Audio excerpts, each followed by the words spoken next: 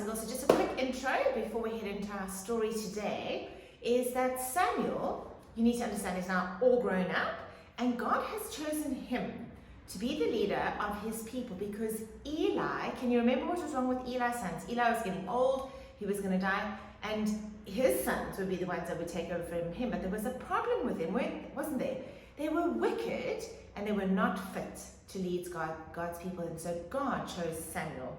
And Samuel was a good leader for God's people because he heard, he obeyed, and he spoke God's word. He was the last of the judges, and he was the first of the prophets that was going to lead Israel.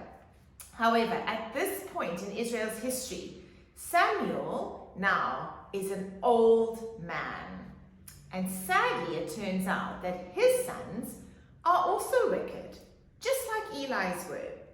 Samuel had appointed his sons to succeed him to be the next leaders when he died.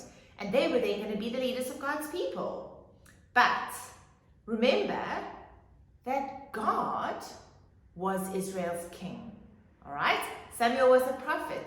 He was a judge. But God was Israel's king. And they were supposed to live under God's rule in the land that he had given them. This was to make them different from all the nations around them so that the other nations would look on at who they are, who they served, and that they would also worship God. Our story today can be divided up into 3 sections. We're going to have a look at now. I want you to see the people demand something. They ask for something. I want you to tell me, what did they ask for? God then responds to the people. He gives them his opinion.